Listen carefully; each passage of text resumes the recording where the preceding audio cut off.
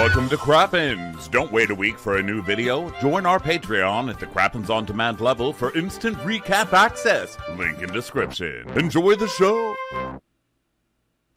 Hello and welcome to Watch What Crappens, a podcast about all that crap on Bravo that we just love to talk about. I'm Ben Mandelker, and joining me today, Mr. Ronnie Karam. Hi, Ronnie. How are you? Hi, how are you?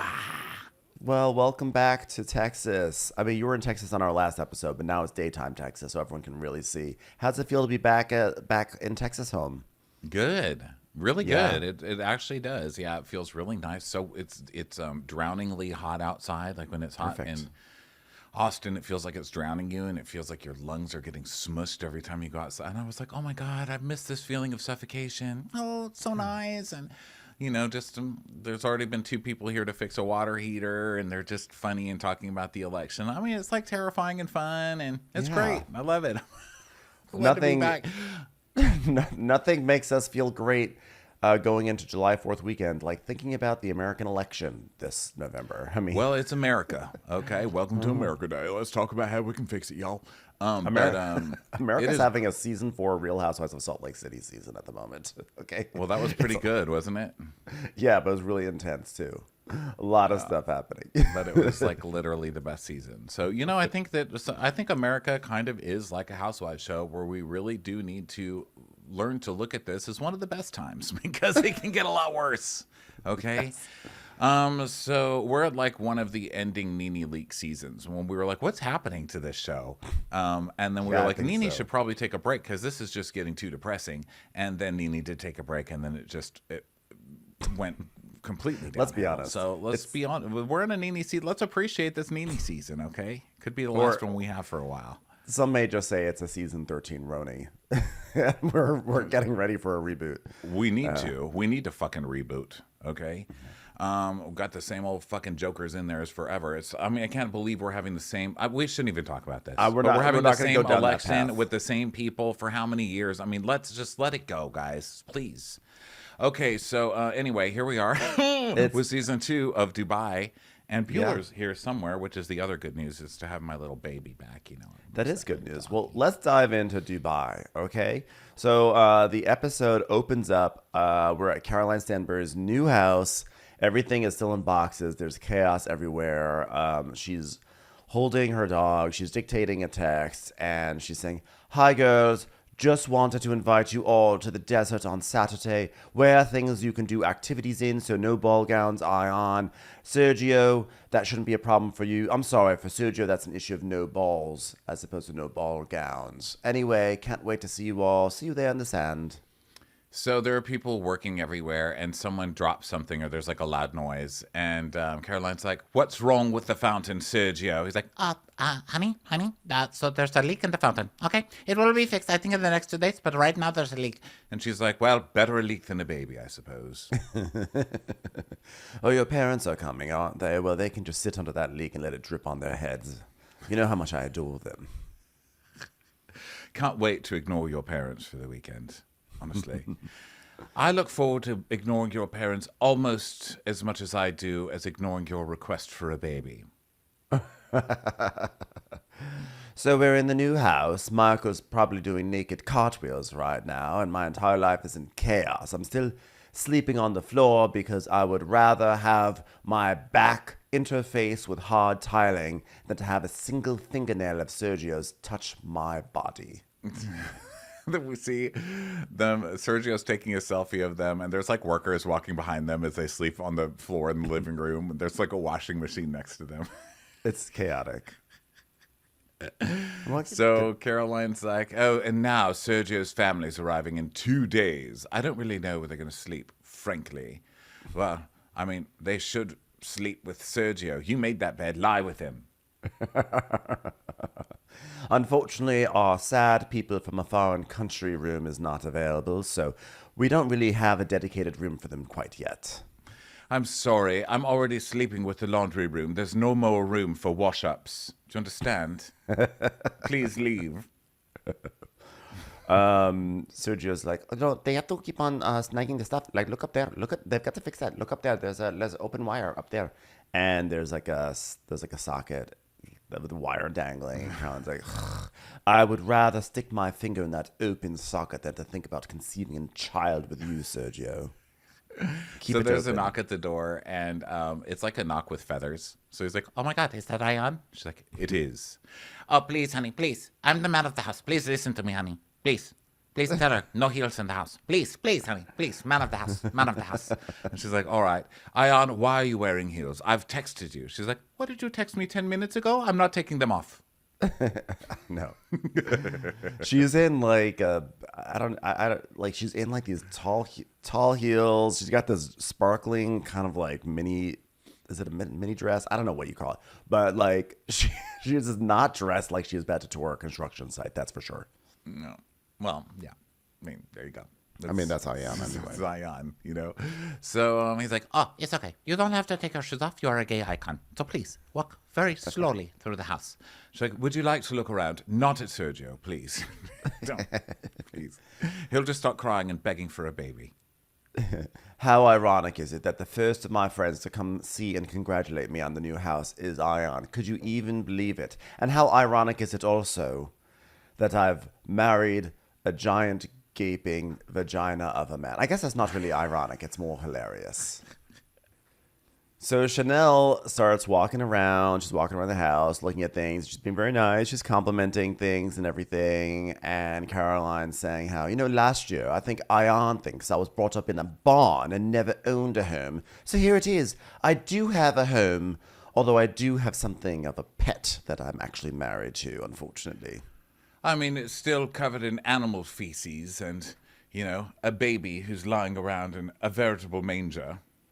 But still.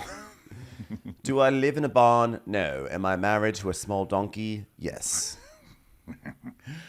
So they go to the backyard and the guys are working and she's just, showing off the house. She's like, this right here is going to be a waterfall. This will just be flowing so I can hear water. Put a fountain out there. You know what waters do? They give you the sound of water.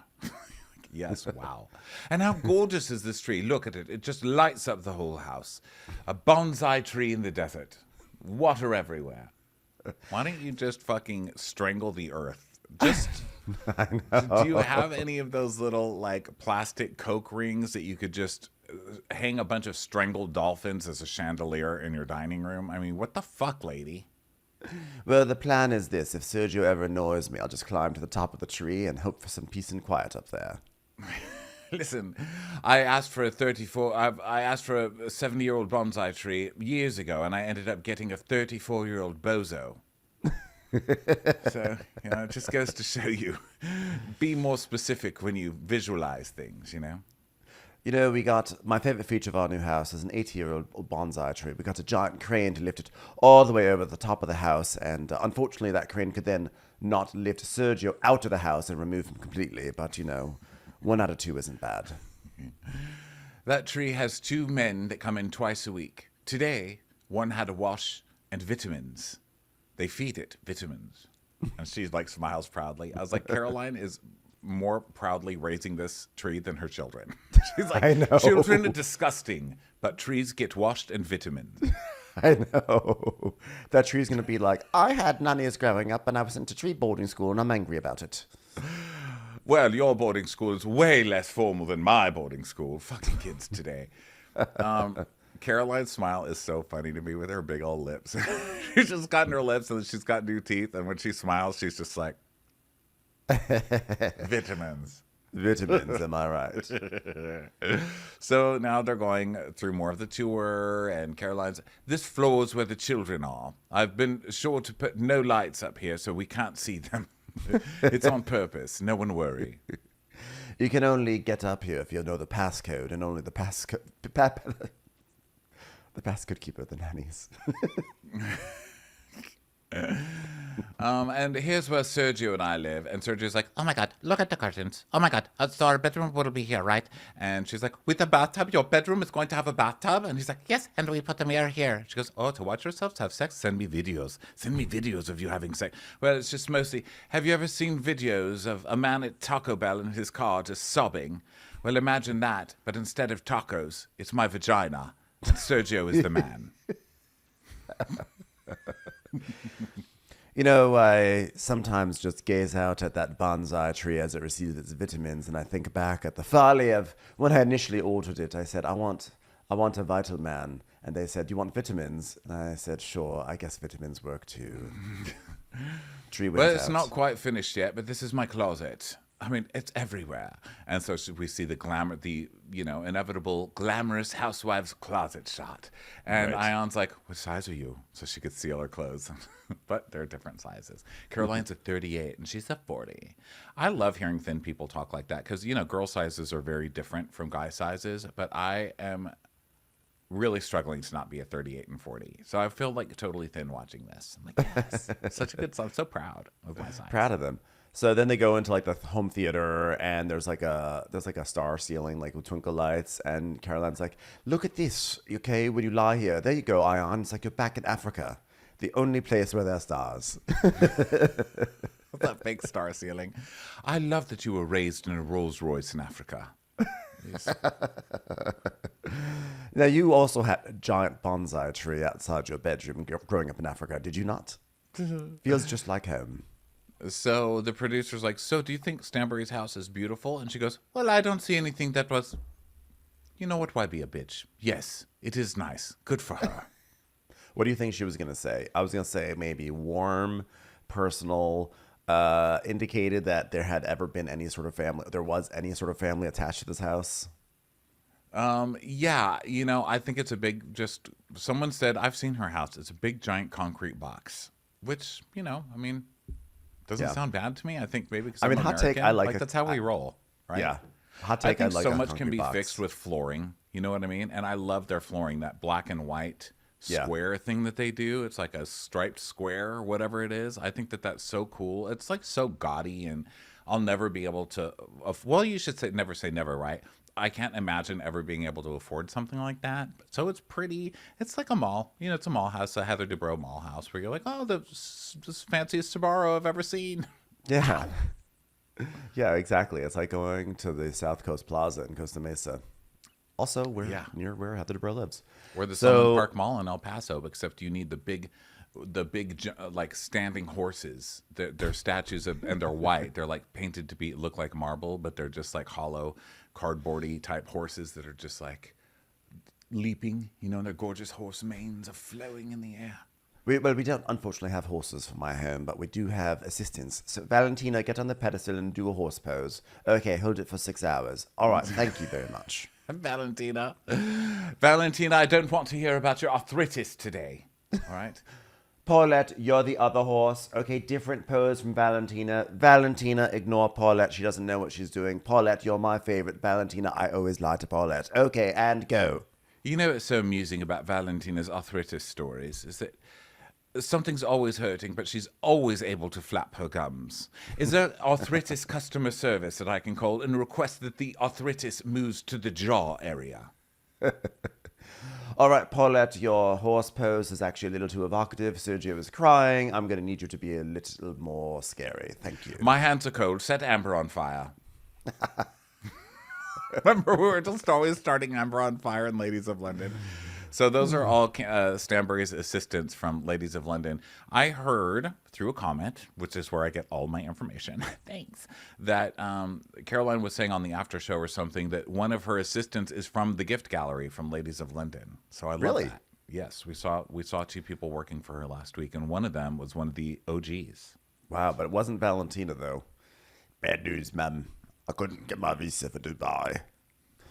So, I don't know what Valentina's doing right now, but I hope it's not using her voice, because he definitely needs to be on vocal rest, that kid. Bad news, Mom. she's leading We've towards lost the British another Museum. gift. Another gift was on its way to a rich person. We've lost it. Bad news, Mum. Just got fired at the British Museum. Now I'm leading tours on sidewalks, hoping that people will pay me and I can show them the sights. Got any help for you? Help for your old Valentina, Mum?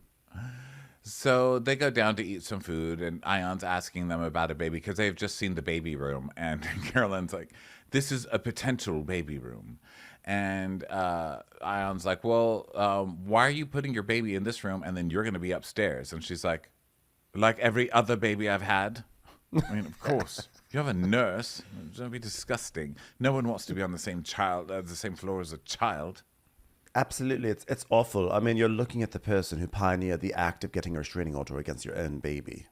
Okay, we need to be on separate floors at all times. The only time that baby was closer than 20 yards to me was when it came out of me. And Sergio's like, no, wait a second. No, baby has to be with us, honey. I love how Sergio just doesn't seem to ever understand. Like things have been like way in motion, and he like always finds out like after the fact. And she's Caroline's like, okay, you're right. You know, the baby has to be with the. You know what's so funny is that the baby is actually already with us, and I'm looking at it right now, Sergio. The baby's getting its first traces of back hair. You know what? You're such a child. You need to be 20 yards away. Go. Further. Valentina, You're about to be please arrested. come in here and lift this child away from me. Thank you. Valentina, please put the home arrest cuff onto his foot, please. Thank you. So Chanel's like, listen. Oh, she tells us, Sergio really wants a baby in his soul. I can feel it. What do you mean you can feel it? He's literally crying in every episode going, Please, baby, give me a baby, baby. Honey, honey. You going to give me a baby, honey? Come on, honey. You know what, Sergio? Tough titties. If you wanted a baby so much, you should not have married someone who has said they don't want to have any more children, because she's already had 2 or 3. Like, I think this is, you know what, Sergio?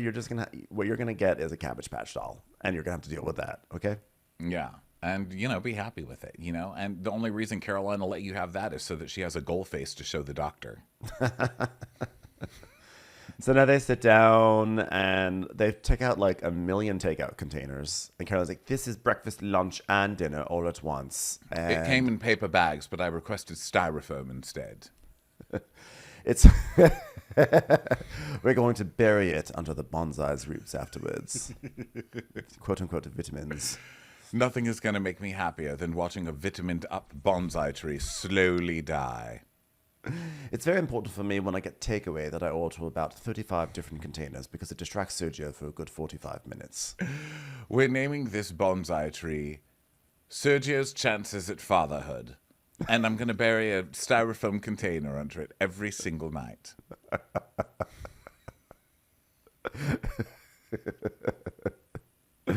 It's like the what's her Gypsy Rose Blanchard, except with the bonsai tree.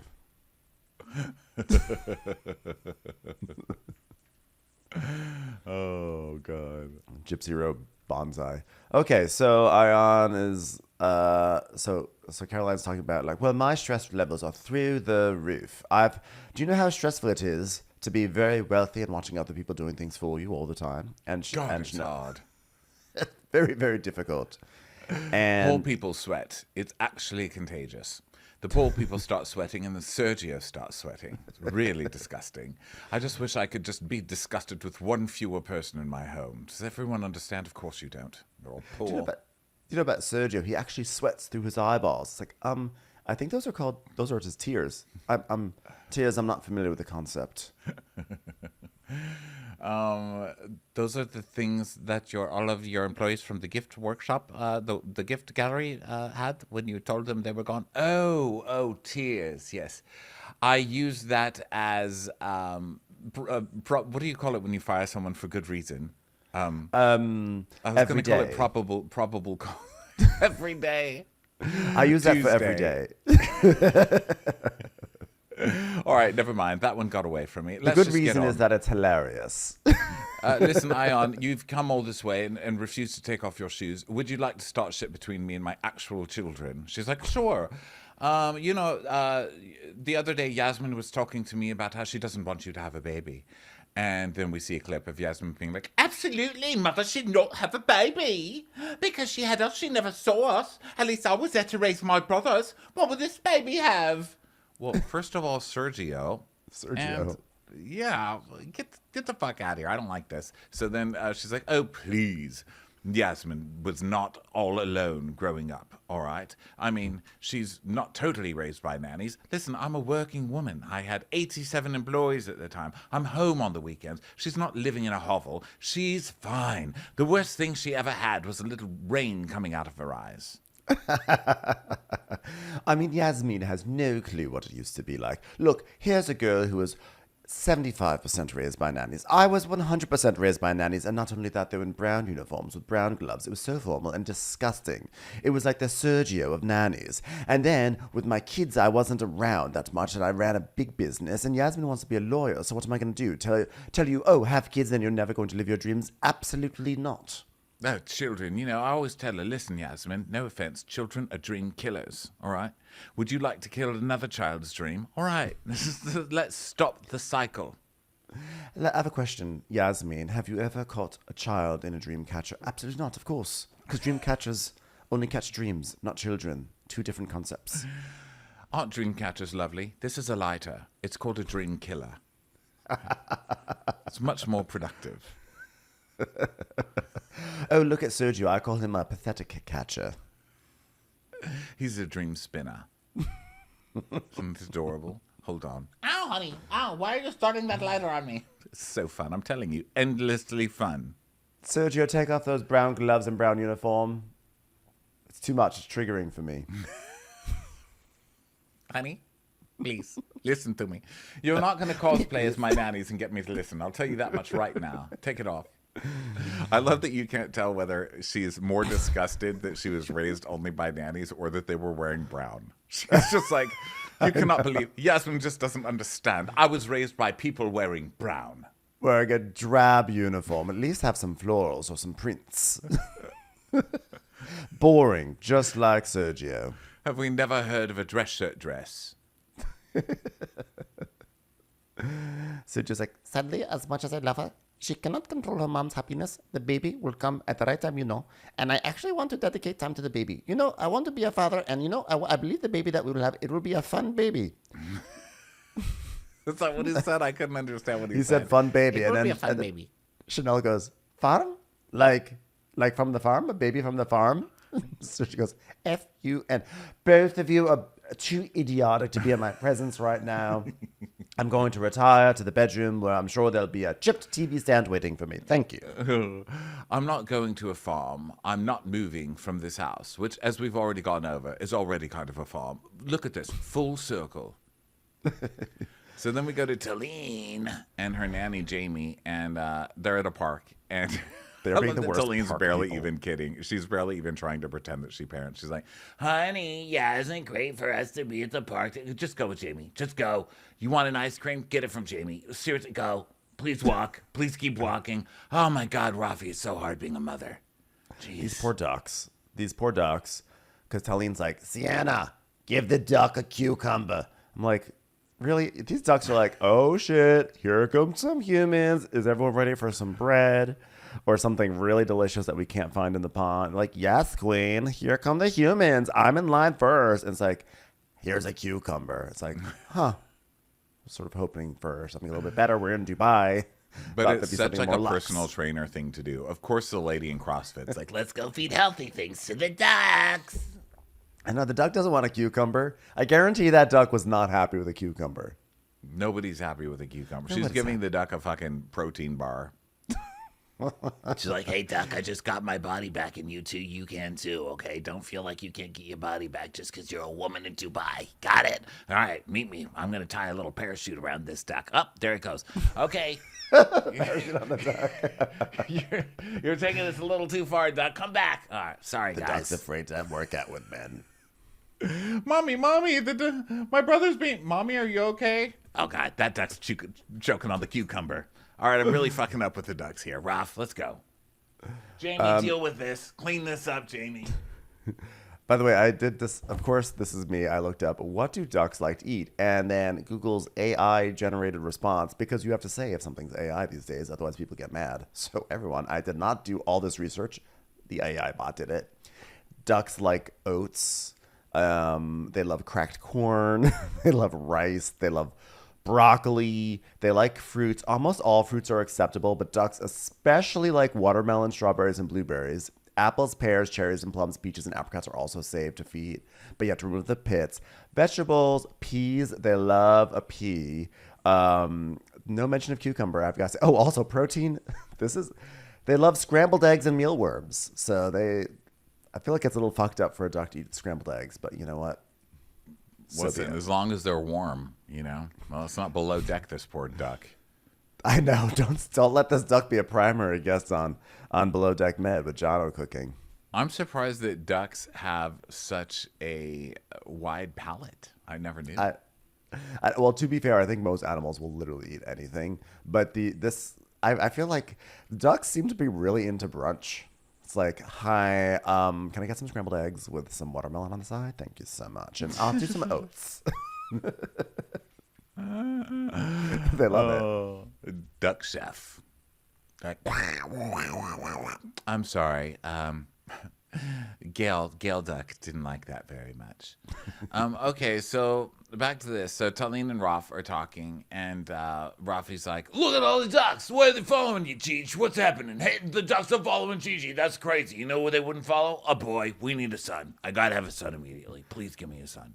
I mean, what am I gonna live my business to a fucking duck guru? Like, what am I? What, I'm gonna have some ducks following around the CEO of my father's company? We built the city, honey. We built the city. I need a penis coming out of you." Oh my God. Raffi, he thinks he's in Game of Thrones. He thinks he needs an heir or something like that. I mean, it's ridiculous. You know what? He thinks we need someone to take over the company. And she says, you know what? These girls are a lot, and you're not as hands-on as sometimes I wish you would be, Raf. And he's like, how can I be? I'm a man. I got a job. Listen, I work like 6 hours a day, and then after that, like, how do I have time to help a kid out? Yeah, he's like, nepotism's a full-time job, babe. You know, going around to all the spots that my dad built and saying, my dad built this. Babe, come on. You know, I'm hearing it from Raffi. I'm hearing it from his family. I get it. We're Middle Eastern, so family members chime in all the time because I basically have a mother-in-law being in bed with a whistle and a clipboard telling me which position I need to get in to have a boy, which I thought that was hilarious, actually. A whistle and a clipboard. Here's how you have a baby. Here's how you have a boy. Is it you stand to have the baby? What are those old wives' tales? Like you stand to have a boy and then you lay down in missionary to have a girl? I don't know. There's You all these study rules, whatever I guess, Teresa you're supposed Giudice to do did it. and do the opposite. But, I mean, you could say that literally for everything. I mean, I can get an IKEA bookshelf and read the instructions, and it would just say, do whatever Teresa Giudice would not do. Yeah, that's fair. That's very fair. So Taleen's like, you know, I had a very tough time with pregnancy, and I just feel like I just got my body back. You know, I've done so much running with parachutes. It's really awkward. He's like, yeah, I know, babe. You keep on knocking over things off the table with that parachute. He's like, yeah, sorry, I shouldn't do it in the house anymore. This whole discussion of, I have to have a boy. I have to have a boy. Girls can't do it. it's like, fuck off, you know? Just fuck off. It's just so annoying to still hear this conversation in 2024. Gross. Be better. Do better. Yeah, do better. I hope your children are really fucking smart and realize that all they have to do to take your company is make everyone think you're crazy. Then you can sign over the company and they can take it over and have you committed somewhere with your stupid male ass. Get rid of your stupid ass and then be the biggest real estate company in Dubai run by women. I hope they get their fucking revenge. I'm telling you, I'm only watching you on this show to watch Gigi smarten up and get rid of your stupid ass, Raffi, you fucking misogynist piece of crap. I'm ready for her to walk into the board meeting and say, I am taking over the country, and if you do not follow me, you're all fired. Or whatever it is that Joan, what's-her-face said. Don't fuck with me, fellows. This ain't my first time at the Dubai Ferris wheel. So, and then Rafi's like, Taleen's like saying how she had a tough pregnancy, and she just got her body back. And Rafi's like, yeah, but Gigi's kind of self-sufficient at this point. She's like, Hey, I mean, you she should can try take a to piss follow by her lead, herself. Raf. I like the girl. And then Gigi comes over. It's like, can I give the duck lettuce? And they're like, sure. And then they're like, go talk to your nanny. It's like, yeah, she's real self-sufficient, as in there's a nanny taking care of her now. She knows how to ask the nanny about lettuce. She's basically an adult. Give her a driver's license. Yeah. So anyway, you know, Lisa at the Queen's dinner kind of like went into attack mode with me a bit. I'm like, you know, I do want to give Lisa the benefit of the doubt, so I let things go, and I'm like ready to move on. But those Brooks, I get like 2 a.m. calls being like, she said this, she said that, I hate that. There's a toilet that's falling into the ground in my place, you know, all that bullshit. So after the Queen's dinner, the morning after, I get a phone call from Caroline Brooks. And Caroline tells me that she heard Caroline Stanberry say to Lisa, I don't know why Tal pulled me away from the table, because Tal and I aren't friends like that. And then she says, Tal, don't you get it? And then I'm like, oh my God, what are you talking about? She says, Tal, Stanberry doesn't like you. So I, Tal, pick up the phone and call Stanberry. I'm really going to cement Tal in your brains today. Okay, we're calling me Tal from right on. Does everybody got that? Well, I'm really appreciative that she asked me to my face. I have to say, this is Caroline Stanberry talking now, okay? Because she said, did you say this? And I said, no, I did not. So then I called Lisa. Well, actually, first thing I did was I hung up. I bashed Sergio over the head with my phone, and then I called Lisa. I call that Sergio bash. It's fun. Fun little game for the family. Then Lisa's like, and out of nowhere, I'm getting calls from Stanberry basically telling me that Brooks told Taleen things that I never said. And I'm not one to defend Stanberry, but that is not what I told Brooks. I specifically said Stanberry was also confused as to why Taleen needed to pull her to the side. You guys are fighting over literally the dumbest thing I've seen in a long time. I know. And there's all these I love graphics it. on screen. There's like all these cartoons and like phones and everything. And Caroline's like, I mean, why is Brooks inserting herself again?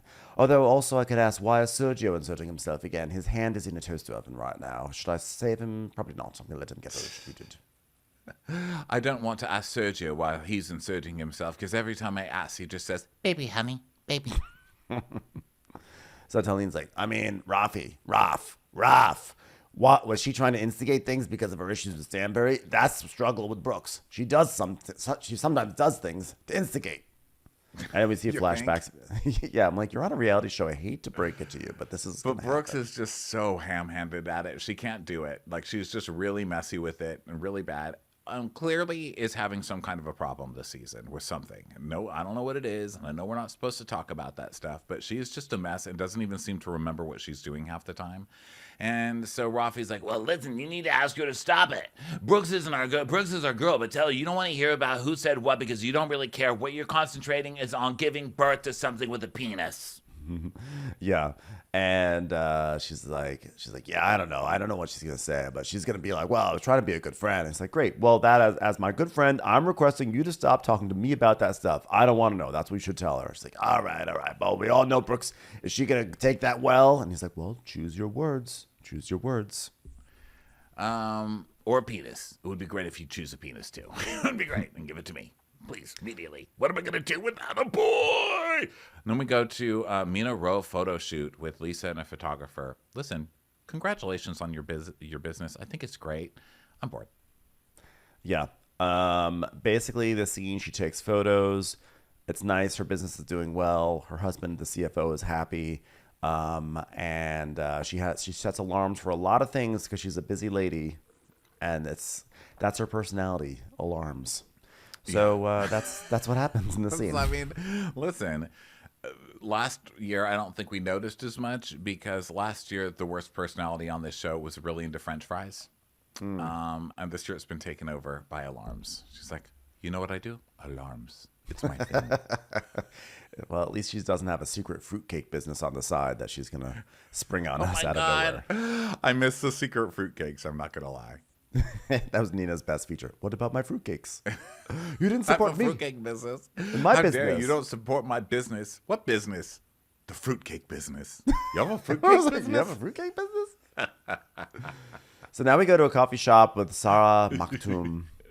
See, and that's what Akin. I'm talking about. That's on the list of shit that we don't appreciate while we have it. Yeah, I know, it's true. So Sara Maktoum and Akin. Akin is his name is Akin, right? Is Akin not Akin? Well, it's Akin. So he is the super, super hot guy from Germany that Sara showed us last week. And they're hanging out and, settling in and stuff. And Sarah's like, it's been 2 months since I last seen Akin. And I'm so excited to see him. I'm just going to have a instant spiritual healing moment right now. Oh, I'm healed. Field. You know what I have to do to really heal my feelings? Hold on. I'm going to bite my fist and yell into it. Oh my God, I'm so healed. That's what I really needed. Thank God for hot people, instant healing. So Maktoum is cute, and he loves this guy. I think we all do because he's so hot. And Maktoum's like, you're like caramel seduction. And Sarah's like, ah, yes, caramel seduction. Yes. This is an odd scene with McComb. It's a He's little like, caramel seduction. What is he doing? What is this kid doing? Who's being really funny though? And Sarah's like, this time we have a much bigger intention. I'm going to decide whether I friend zone this guy or whether I take him to the next level. And so far it's been going like this. Check, check, check. Oh my God, and those abs. Sarah, how many times are you going to do this? Okay. I think it's time to stop judging people based on their abs. Okay. And know. also stop introducing your child to men 5 minutes into it. It's I weird, agree with right? that. I don't think you're supposed to tell people how to raise their children, but this is. I don't think you're supposed to do this. We're not supposed to tell children. You're not supposed to tell people how to raise their children, but you are allowed to judge it. And I think that honestly, like, whoa, if you don't want to like get poor little McToon's hopes up, how about you like do like a test run with these guys for like 9 or 10 months, something like that, before you start introducing. Yeah, and I don't know. I feel icky kind of judging that, but can't help it. Sorry, it's my opinion. I literally and don't I'm feel watching icky this and about being it. like, yeah, don't do that to poor little McToom. I love him. I don't feel icky about it because I know we're all thinking these things, okay? And if you're not thinking these things, no one is watching this at this moment, whether you agree or not with how Sarah should be doing it. No one is watching and saying, like, I have absolutely no opinion about whether or not Sara should be introducing this guy to Maktoum. Some people are like, no, it's fine. It's totally great. This is how it should be. And I'm totally open to hearing that reasoning. I'm actually really not that invested in it. My instinct says probably wait a little bit. But we're all thinking different things, which means we're all passing judgment. So I don't want to be shamed for weighing in on this situation. Not in this day and age. Not today. Not today. Well, yeah, but I mean, even if it's like, don't judge the mommy part of it. It's not even the meeting him, you know. If you want to meet, say, hey, this is my friend, whatever. Nothing's going on. We're just friends. I just wanted to see if you'd get along or whatever. That's one thing. But I mean, this kid's already like, when are you gonna be my daddy? It's like, oh no. No. Yeah, he literally asked that. She's like, so you guys know each other so well now. I mean, you guys have been to ice cream together, which is basically enough for me to marry somebody. You know, I've done that before. Yes. And also it bothered me after last week when she was like, oh yeah, my last husband was terrible. Like he never even acknowledged Maktoum. I'm like, wasn't that a sign? Like, did you never notice that going into it? I don't know. There's just a lot here where I worry about that kid because he's just seems like such a sweetheart. Such a sweet little boy. Okay. So Sara had Akin actually babysit Maktoum, and so they spent like a day together. They went to multiple gas stations to get a slushie, which I'm like, okay, that's an interesting tactic. Introducing new potential romantic partner by doing like a test run daddy session. It's like interesting. You're worried that Maktoum will get a little bit too attached, but you're also really putting Akin in that daddy role really quickly. I don't know. Feels like, doesn't feel like the way I would necessarily go through it. So they're talking about how they got slushies together, and Maktoum loves him now, basically. Because I mean, really, slushies are love. It's like Slushies from a hot guy. Slushies are Maktoum's love language, and that's just it. And so Sarah's like, you know, and this comes with a risk, of course, because if it doesn't work out, my son gets attached, and then the guy is gone. Then what do I do? I'm like, yeah, well, I guess relate to that one. So then Maktoum's like, yeah, when are you going to be my dad or my stepdad? Akin's like, I thought I was just coming in for a booty call, and this got real deep real quickly. Yeah. And so she's like, oh my God, I'm so sorry. Papa, he's just my friend for now. We're getting to know each other. He's not your daddy yet. Give it a week. Am I right? Akin's like, and Maktoum's like, well, he's great because he has 10 packs. See, Maktoum, he's young, but he understands what's happening. He's like, okay, mom found a hot guy. He took me to get slushies. I think this is going to work out. Last week, mom found a homely guy who kind of believed in aliens, but now she found a hot guy who kind of believes in aliens. So mom's in this one to win it. Sarah's coming off as kind of a shallow dick. All right, so let's go over to Caroline and Sergio walking into a fertility center. Sergio's like, back in the game. Babies. Oh, good. It's my favorite place to hang out. That was sarcasm, Sergio. I don't know if you understand that concept. Sergio, it really is like you're back in the game. Here you are. Now your game is babies instead of football, and you're still being benched. Sergio, so they get in. Sergio's like, Hello, we're here to make a baby. Caroline's like, no, we're not here to make a baby, darling. We're here to see the doctor. And if anything, we're going to see if this fertility clinic can somehow make you infertile going forward. God. We're not here to make a baby. We're here to quiet a baby. Doctor, quiet the baby. Tell him what he needs to hear. But baby, please, to follow up on our baby on ice. Our baby ice. Yeah, we're here to follow up our baby ice. In the last few months, I've literally not thought about my baby boy embryo because the stress of moving has completely taken over my life. But I did get a ring cam footage of all the lasers being disrupted as a chubby man who looked a lot like Raffi was trying to contort his way under and over each laser trying to get to my little boy embryo. Quite odd, don't you think? And honestly, you just had to ask. I would have honestly just taken about 5 cents for it. I mean, really, anything to get rid of this embryo. I just don't want to have another child. That's what I'm trying to say. So they go in the doctor's office, and Caroline's like, "Oh, okay. Remember what this is, Sergio?" She shows like a model of like a vagina, and he goes, Oh, an ear canal, honey. "She's like, do you see what I'm? Do you see now? My joke about getting rid of the embryo isn't so tasteless, is it anymore? Right? You see what I'm working with." And the doctor's like, All right, well, I guess that's why we're here, right? Welcome back. Today we're here because of the age issue and the pregnancy issue. usually you try doing this before the big 5-0. And he's like, Oh my God, what is the big 5-0? What is that? What is it, baby? What is it, baby? What's Is the that big new 5-0? Oh highway? God, is it New happening highway? right now? What is 5-0? Oh, 50. Yes, honey. 5-0 means 50. Wow. What's the point of even having a baby on ice when you have one sitting right next to you and you're married to it? Sergio goes, Oh my God, but that's only like 1.5 years. he goes, no, she's 46 now, and in a month she'll be 47. And he goes, Ah, so then 2 weeks until she's 50.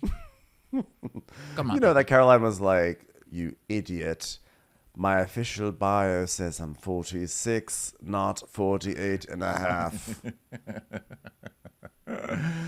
please, everybody, trust Wiki over this monster.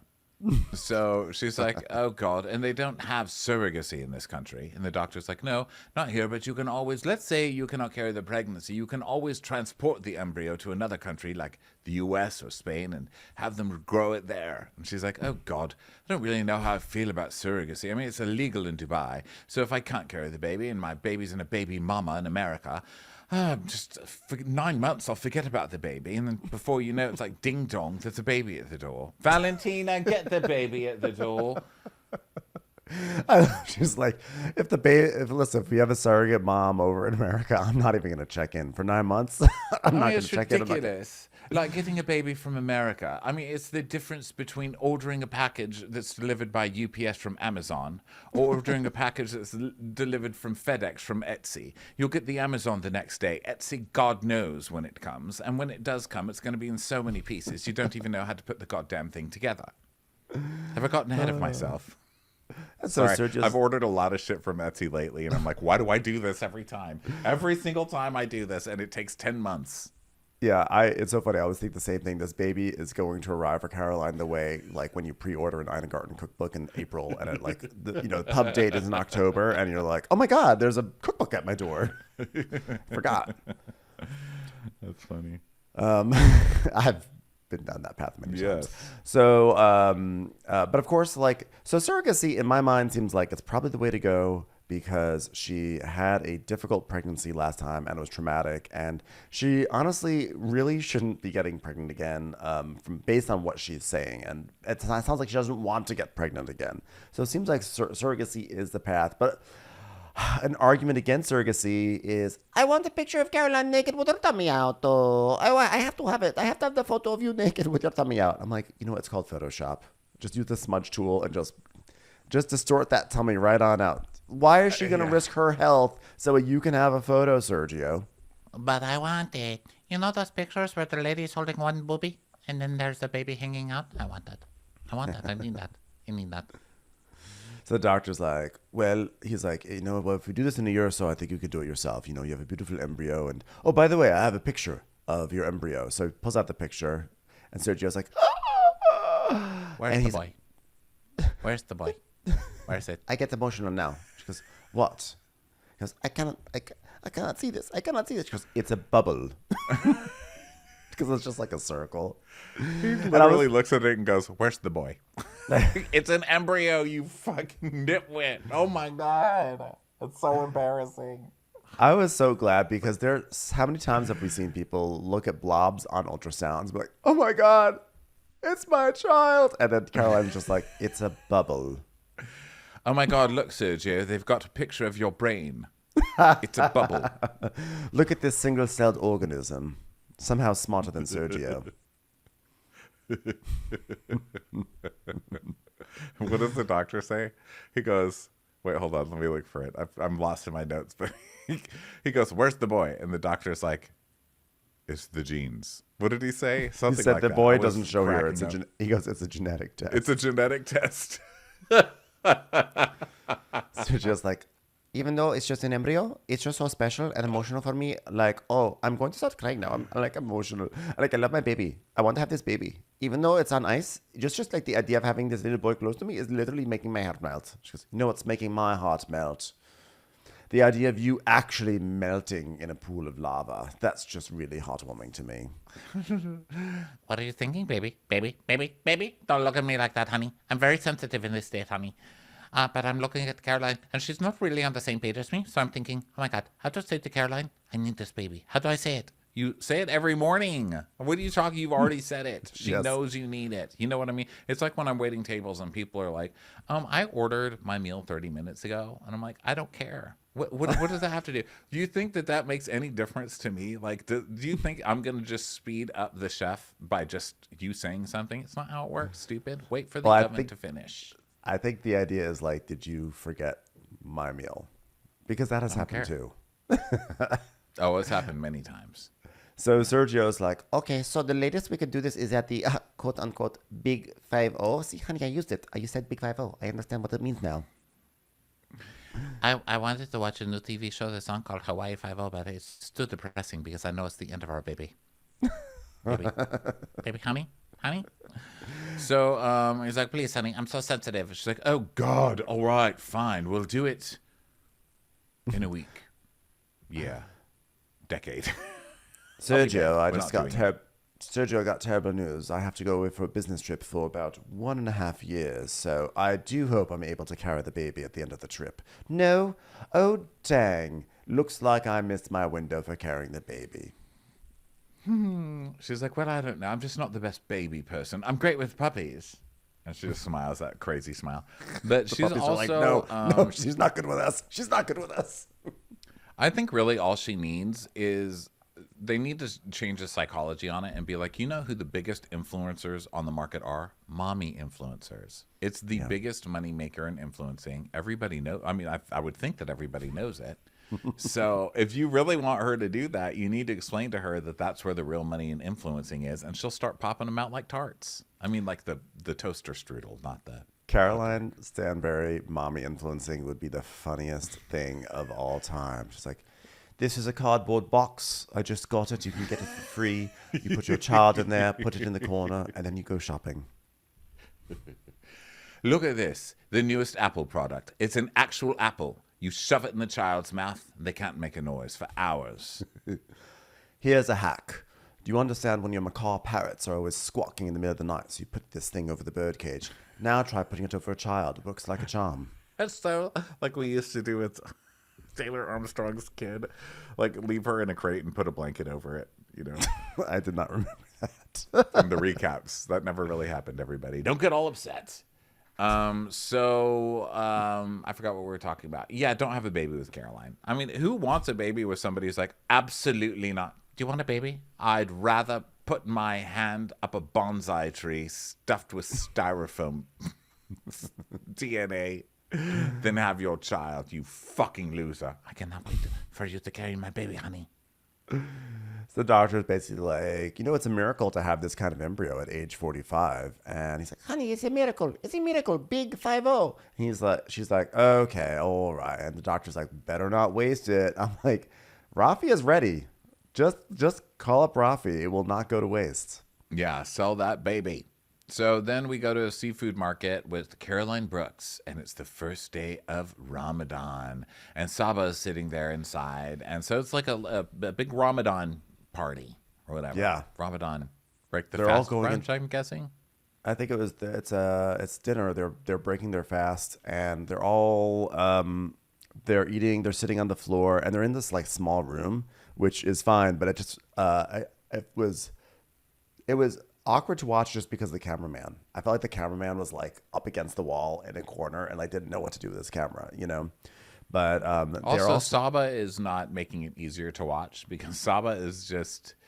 She's so pretty, and I love her accent and stuff, and I love her snobbery, but she kind of sucks the air out of her room, doesn't she? I don't know what it is about her, but just her presence. She's like, hello, I simply love Ramadan. What a fun evening I'm going to curate for everyone. We're going to go into a small room and sit on the floor and eat food, and you're going to be entertained by me, Saba, the most entertaining friend of this show has ever seen. Enjoy. Has anyone used the I simply love French fries comments? Like, yeah, we fired her last year. Darn it. All right. I love to feed ducks vegetables. Sorry, we've used that one, Sobs. All right. I'm running low here. I set alarms. Sorry, that one's taken. Oh, God, I'll come up with something, surely. Just let me sit here for a while on camera and I'll think of something. I know. I like a specific type of chai tea. That was her thing last week, the chai tea talk. So everyone comes in, and Chanel, of course, is wearing a big, giant dress that is honestly a little awkward in this small room. And that's the point. That's Chanel. That and she that's loves wearing a a big little dress in a thin small too. room. Like she's just walking in, and now people just go, "Wow." I know. No one's impressed anymore. Like, wow, Chanel, wow. So they're all sitting there, and Ayan sees, Akin is there, and Ayan is like, wow, you're a very good looking man. I mean, and Sarah's like, well, he's a model, you would relate. It's just, oh my God, yes, I recognize us. Yeah, because you're gorgeous, okay? But it was also funny when he walks in because everybody just stopped and stared and went, whoa. They all audibly gasped and wowed. And she's like, what a hot couple you are.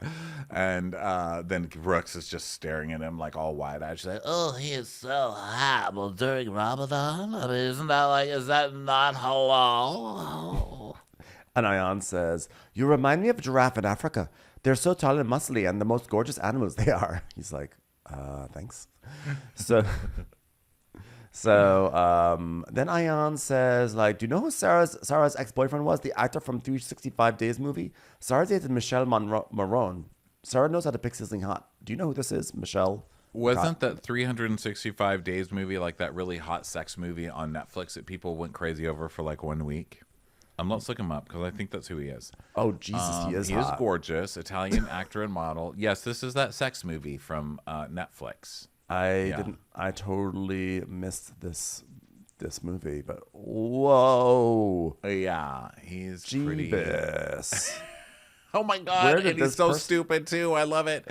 His first picture is him showing off his biceps. He's sitting on a piano bench in a crop top, and he's like, he's pushing down on the bench so that his biceps flex while he stares at the piano keys. He's like, I'm super deep. I'm looking at a piano. But look at my arms. Wow. What are you looking at first? My talent or my arms? Mm. He definitely seems awful. Like you can tell when someone is like hot but like sweet versus hot and awful, and he's definitely giving hot and awful, right? I mean, Right? I don't know. I think I'm too shallow to be there right now. I'm assuming that anybody this hot is naturally awful because the world hands them so much that they can't take the power. So I'm going to assume that he's awful, but I mean, I don't know. I can't stop staring at his biceps at a piano. I mean, those are two of my favorite things, biceps and a piano. This guy is really really gorgeous. It's out of control. Okay, I'm going to close the tab. No, I don't right. want to close it. Sorry, you're Oh, doing he has great art. work. He has art. Oh, see. But now if I try and sign in, it's going to make me double factor author. I can't. You know what, Instagram, you're killing me with this 2-factor authorization bullshit. I can't, or authentication. Stop it. Stop torturing us. Yeah, Just let it's me not into the right. account. I want to look at this himbo's artwork. Okay, back to the recap. So they order some food and everything, and Sarah's tells us about Ramadan and how it's basically, you know, a lot of fasting. It's fasting during the day, and then from sunrise to sunset, it's for fasting, and then afterwards it's just food. So a little Ramadan lesson there. And Saba's like, okay, everyone, hello, girlfriends. Who fasted today? Did you fast today? Did you fast, girlfriend? So they start eating and stuff, and Saba's like, so are your muscles okay on the floor like that, Akin? Sitting on the floor, because Saba hates him. Okay, Saba's like jealous of Akin. I don't know if she's just like, Sarah deserves better than some slutty model. I don't know what she's thinking, but she does not like this guy. She's like, so Akin, are your muscles okay on the floor? What kind of modeling do you do? Is it for stones in front of a home? Because you're basically a lump of stone sitting there. You hateful, gorgeous man. And he's like, I model sports clothes, normal clothes, streetwear. Brooks goes, what's your mix? Yeah, and I was like, what side of Africa are you? And he's like, well, my dad is American. Your mom? What's your mom? German. Like,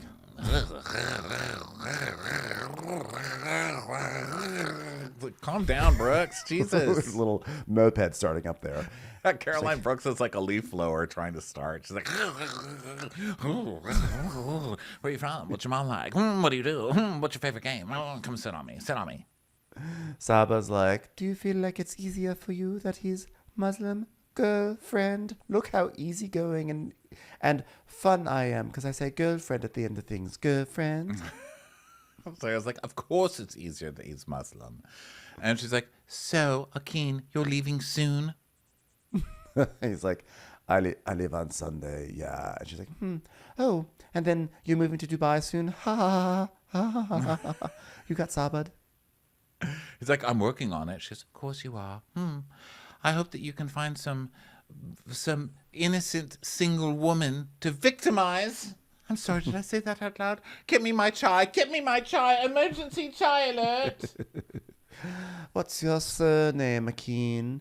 And they were basically, Sarah's like, oh my God, I thought his name was like fake. It's like a stage name. I could not even believe his last name. She's like, what is it? He goes, Fontana.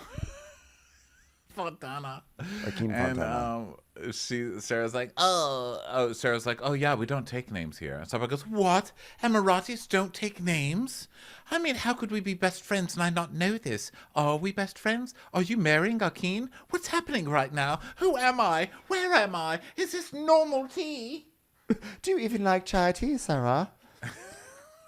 So Sara says that you don't know, you like your name is your dad's pride, so you take your dad's pride with you, and you know, stuff like that. And Brooks is like, well, I'm happy to see you. Look at you. Look, she's glowing. She's smiling. And I love this. And I love this for Maktoum. He's at an age where he needs a man in his life that he could look up to, and that's a positive role model. It's like, Brooks, you're talking to a falafel right now. Eyes up here. Eyes up here. And Ayan's like, oh, so you've met the child? And he's like, yes, I love him. We bonded over 5 slushies. And Sarah goes, oh yeah, he loves him. And Brooks is like, Oh, this is what I want as well. I want this kind of relationship where I could be this much in love and my son can also love the person. I mean, I just love Sarah. I'm so happy for Sarah. I just want Akin. Someone like Akin, whose name is Akin. Akin Fontana. Akin Fontana. Man of slushies. Many slushies. I'm going to get him. I'm going to get that man. I'm going to get that man. Give me that man. I know she's gonna talk to him. She's gonna grab Akin and put him into a van. She's like, you know who's not an Akin Fontana? Zoltan. How does she wind up with Akin Fontana, most beautiful man alive, the giraffe in Ayan's eyes? And I have Zoltan. I literally married a guy who sounds like he's a magician. Let me guarantee you one thing this man hasn't done. Broken a toilet when he shit on it. Still waiting on that reimbursement, Zoltan. So they just make chat. And Brooks is like, yeah, well, I want this vibe because I'm a single mom, and my son knows how I have to work to take care of them. It's very difficult. And Sarah's like, I feel like a lot of moms do a lot because also they're so scared of mommy guilt. Why is everything she says completely full of shit? I don't believe one thing that comes out of Sarah's mouth. Do you? Well, it's more like I just feel like it's not an issue of whether or not I believe. It's just like I feel like there's something. She does that thing that I normally love when there's like a really wealthy person pretending like she really understands the ways of the world. Sort of like Caroline Fleming. Like this is very Caroline. She's very Caroline Fleming. But like there's something about Sara where there's just like an element of there's just like a layer of bullshit that's even thicker, like too thick, that I'm like, oh, shut up. Why are you being so patronizing about mommy guilt right now? And she is a mom, but like the way that she carries herself makes me not even believe that she's a mom. Does that make sense? And she probably has experienced mommy guilt. She probably has very specific like experience with mommy guilt, but I'm just like, ugh, Sara, once again. Yeah, she just says everything like she's just so full of shit how she says every single thing. It's like, oh, what I really believe is in healing myself with the crystal of the moon of the blah blah. It's like, oh my God. You know what? I think that moms sometimes feel guilty about working. Yeah, really deep, Sarah. No one has ever said something like that before, It makes me not believe her. And I'm like, but I've seen her son. Like, I believed it. I don't know. She definitely has mommy guilt, but like I don't know, it just feels like when she starts to weigh in on things, you know what it is? It's not so much that I doubt like whether or not she understands what mommy guilt is. I think she knows what mommy guilt is. I don't mean that specifically. No, I know. I don't I'm saying mean that from I my doubt point that of view. specifically. From what I just mean she's full of shit in general. No, but I'm sorry, clarifying from what I said. Is more like it's more like when she says things, I feel like her intention is more to show off some sort of like deep wisdom she has about the world, and it just doesn't come from a sincere place for me. Yeah.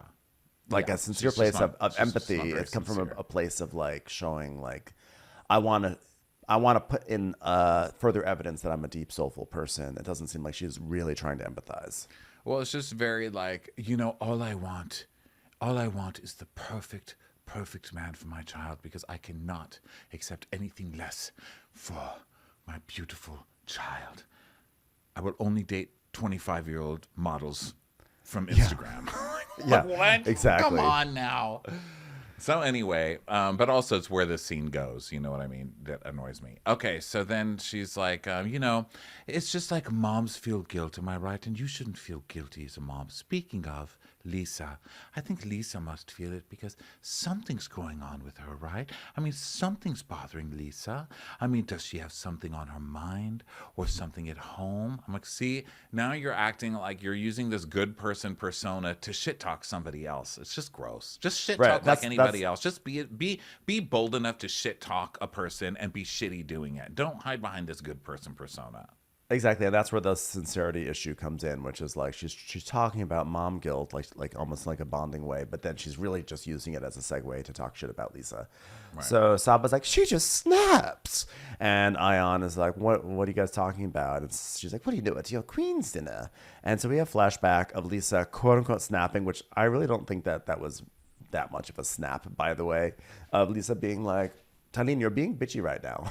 And so Ayan's like, well, her mom just left and she has 3 kids and she works and she's really busy and her alarm didn't go off midday. And so she missed her, afternoon apple juice. She has 77 alarms. It's a very rough life that she's living. And Sarah goes, so she's overwhelmed? And she goes, yes. She's very hands-on mom. And Sarah goes, no, but you know what? She really needs to take it easy because as a mom, you can burn yourself out. Is she burnt out? Is she burnt out? I just want to say how much I support women, except the one I'm shit talking right now. For everybody else. She's going crazy, right? Is she burnt out? Give me something here. Ayan's like, I would never just sit around and let anyone ask me questions about my best friends. It's like really uncomfortable. I'm like, you kind of are doing that right now, just so you know. But she's like, if you have a problem, go ask her. Like, what do you want me to say? Yeah, I like this because she's like, I love her and she's my best friend. And if you guys want to talk to her, go talk to her. Like, leave me the fuck out of it. So I like that. That's rare to see on these shows. And so then we see Caroline Brooks walking into a restaurant in a silver jumpsuit. She is wearing the Angie Katzenevas C-3PO top from the last season of Salt Lake City. She has taken it as her own now. And Taleen comes in and... Our note taker, Lauren, thank you, Lauren, for these brilliant notes. Our note taker says, Caroline Brooks walks into a restaurant in August in a silver jumpsuit. Yes. Well, the restaurant may have also just been called August. It's hard to tell. Oh, I thought she said in August because, like, why is she dressed like a in tinfoil in the middle of August in the desert?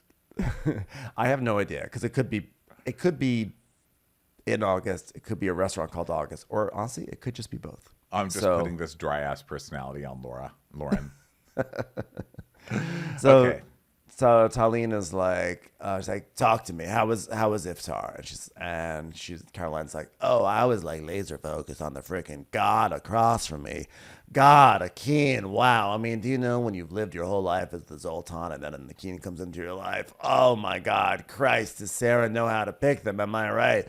Oh God. All right. Anyway, sorry. Whew, I'm getting hot in here. Is it me or is it just my silver jumpsuit? Wow. How are things with you?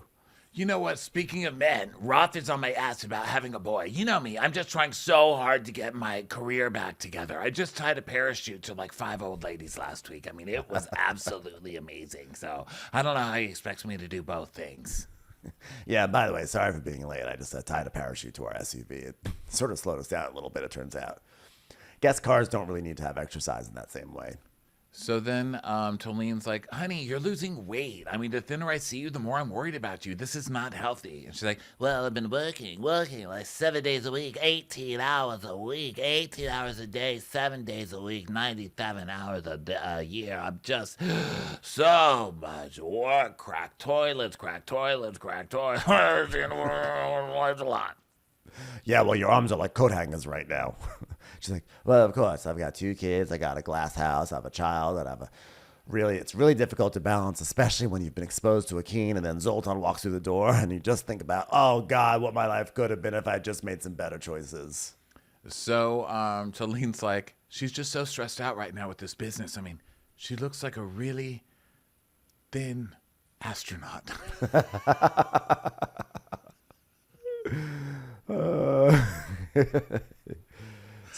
So she's like, are you good? She's like, yeah, I'm good, babe. You know, I'm just more concerned, like, Sandberg invited us all to the desert, which is like, oh, so now you want to invite us to something. Thanks. Okay, the old me would have been very confrontational towards it, but the new me is like, really just thinking about Akin nonstop. Am I right? No, I just expect less from people, so I don't get myself disappointed. And let me just take a hard sip of this cocktail. The new me doesn't get mad. The new me just buries her emotions into a cocktail. All right. The new me just tries to ruin people through other people very awkwardly.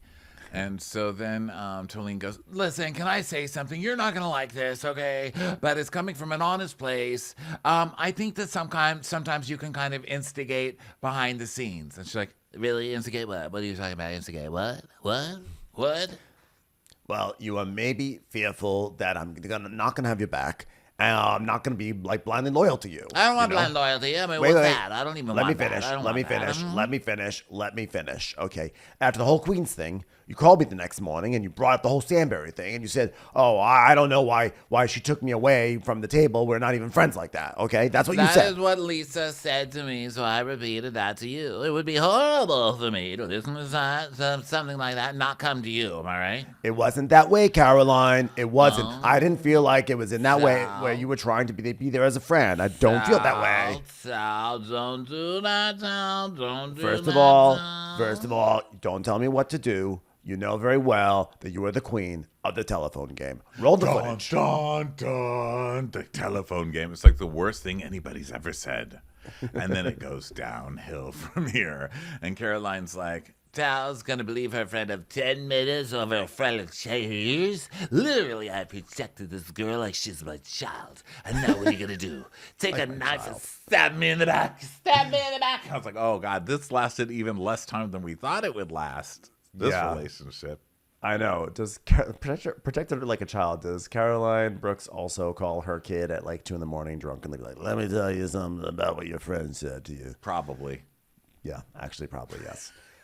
So Caroline's like, you said I feel like you're stirring the pot amongst friends that I knew before. And she's like, Jesus, you can't even take one bit of a critique. It bothered me that you called me and said, Stanbury was talking shit about you.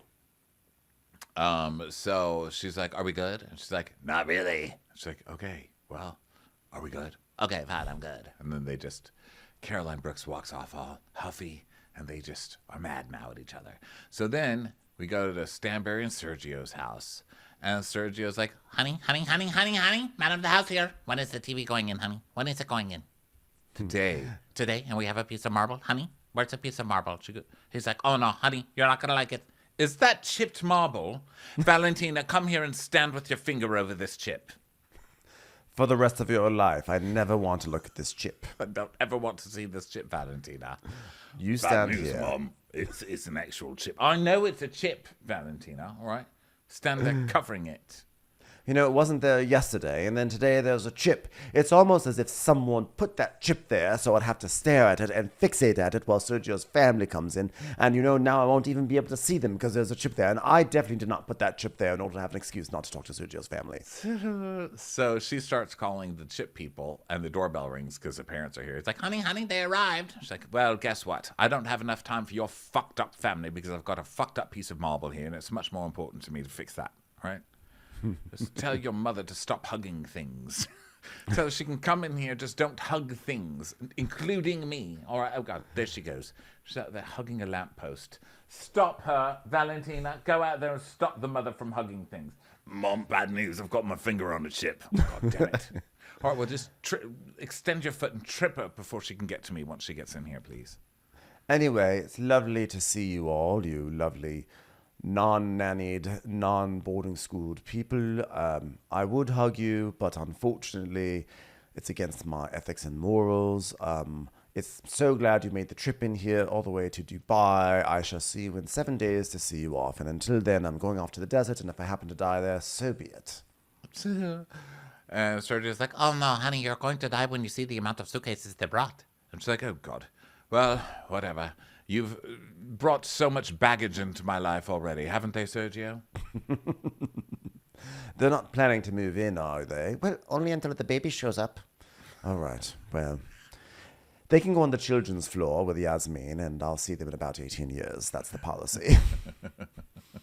She's like, well, I used to hate the parents. And then we see a flashback of her telling everyone, Sergio actually expects me to sit with his parents at our rehearsal dinner. Disgusting. I actually have friends that I grew up with that are sitting with us at our very important day. Since when do parents come to important day things and expect to sit next to the married couple? Well, but I get on with them quite well now once I realize that they also can't stand Sergio. So that really bonded us. They make Sergio happy. They make me happy. We all point our fingers and throw tinfoil balls at his head. And it's a great time. I love them now. Once we were playing a Bravo game of answers, and I found out that their biggest regret was also Sergio. And really, you just need one regret in common to build a bridge. It turns out all that luggage they brought was actually not their belongings, just the last of his belongings they wanted to get out of the house. So let's see. So Caroline's like, oh God, I can't wait to go with the girls this weekend. I'm not ignoring the in-laws on purpose. I just want one relationship that doesn't have to do with the baby. So then we go over to Brooks and Saba and Taleen. They're on the side of the road because they've all kind of been dropped off there. This is Caroline's big day of desert activity. And so Brooks is like, Well, the desert is super hot. It's very sandy. And then I have Taleen, and all I want to do is just blow her away. Yeah, Okay. and only it's season 1. She's working hard. She'll get there. So then Ayan walks up with this big blue wig and a big blue dress, and Taleen goes, "What in the blueberry loofah hell is that? Jesus, she looks like dessert, not desert. I think she thought dessert chic."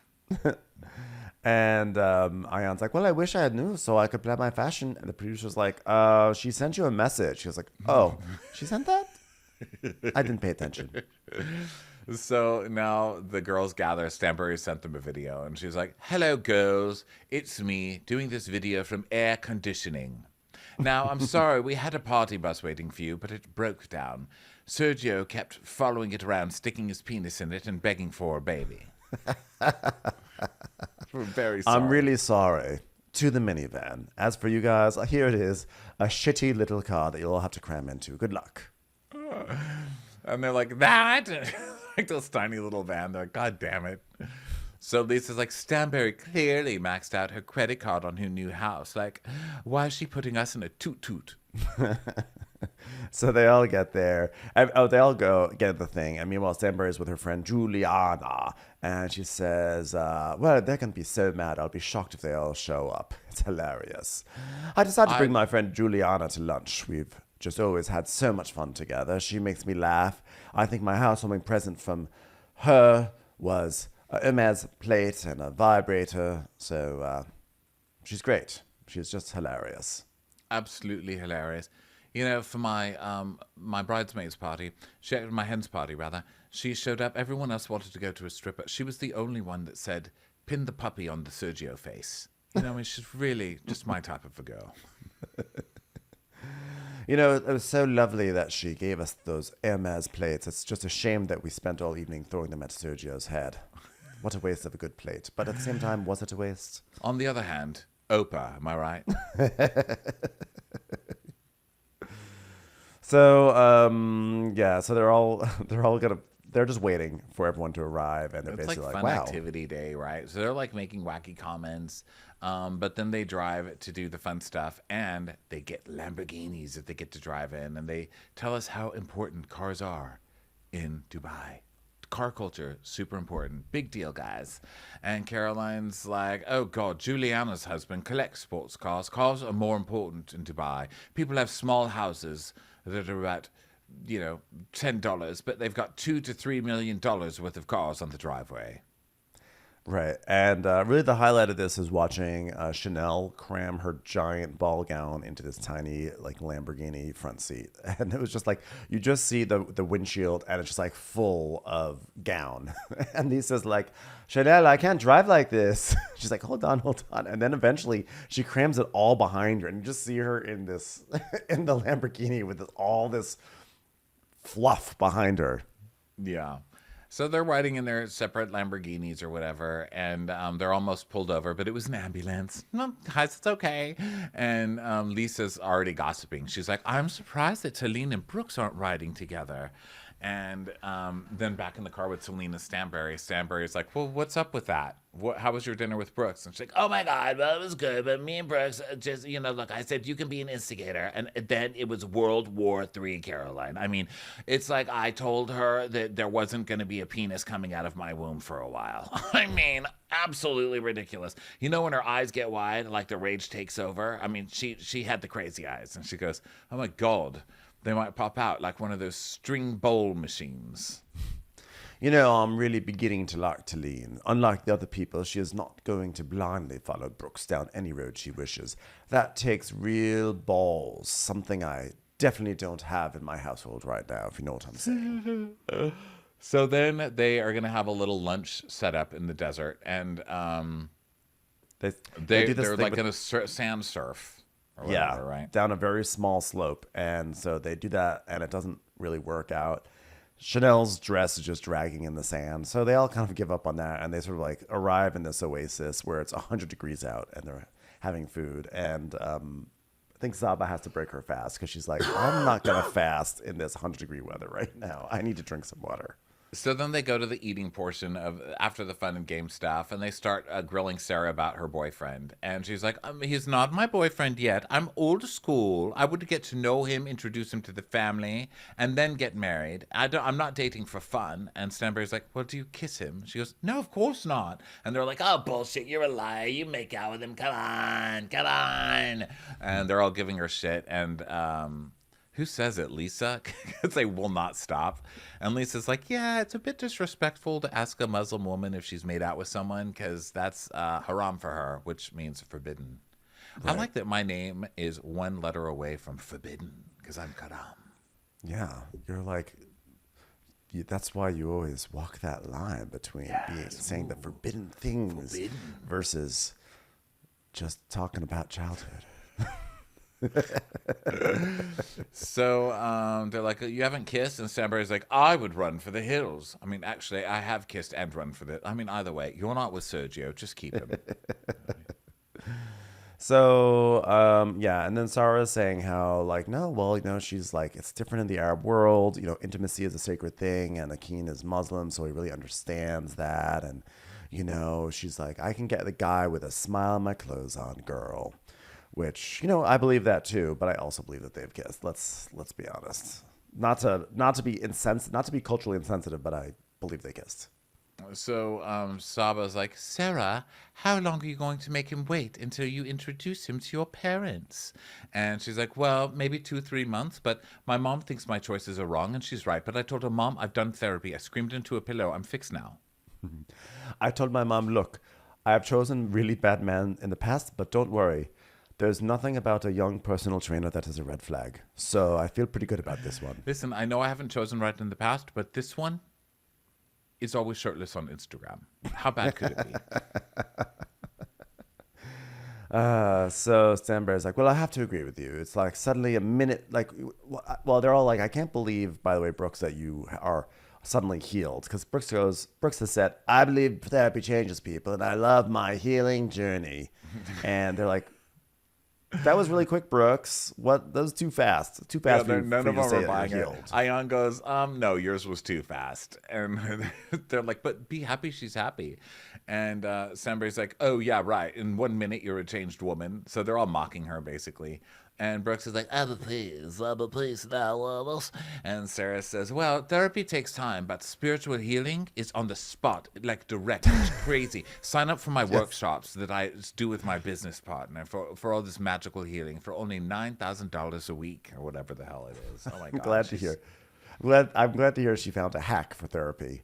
Yeah. An instant hack. Pay enough money. Pay me enough money. I don't think Brooks is at peace. She just may be more drunk. So I don't think she found therapy. I think she found a doctor willing to prescribe benzos. So Taleen's like, well, she's not so calm, everyone. And Sarah's like, no, she's calm. And Stanbury's like, well, I'm pretty sure you had a moment last night. So Taleen, do you want to take it from here? And they're like, what happened? What happened? So Taleen's like, no, I got into a bit of an altercation with Caroline. That's all. And she's, well, I wouldn't call it an altercation. I would call that you made a comment and I made a comment back, and that's it. Oh, really? That's what you would call it? Okay, well, I just told her as a friend, and I feel that, you can instigate. That's what I said. And Brooks is like, And then I said to you as a friend, I'm not going to tell you anything anymore, and I left it. I left it at that. And that was the end of that. That's funny. Okay, yeah, Yeah, real that short, is real funny. short, That real is short. funny. That was It's real funny. funny, It's real hilarious. funny, real It's funny. hilarious. Real It's funny, real hilarious. funny. You know what? You real called me funny, the day real funny. before. I'm having a bad morning. I'm sorry. See, you're not letting me talk. You're not But letting I me don't talk. care about this. I don't care about it. So that's why I'm not letting you talk about it. Well, if you don't care about this, then we are not as close friends as I thought. And that's fine. That's fine. so that's how it ends. As to be continued. Dun, dun, dun. Are What they will happen friends? in this magical relationship between Taleen and Brooks? I don't know, but I do know that I just destroyed my throat doing Taleen's voice a little bit too aggressively right there. So now I'm like, anyway, you all, everyone, thank you so much for being here. For those who are celebrating July 4th, meaning like, in the United States, not okay. That sounded like I was being like, guys, and you Anyway, for those who are here in the United States having a long weekend, enjoy your long weekend. And for everyone else, we'll catch you on Monday. Bye, everyone.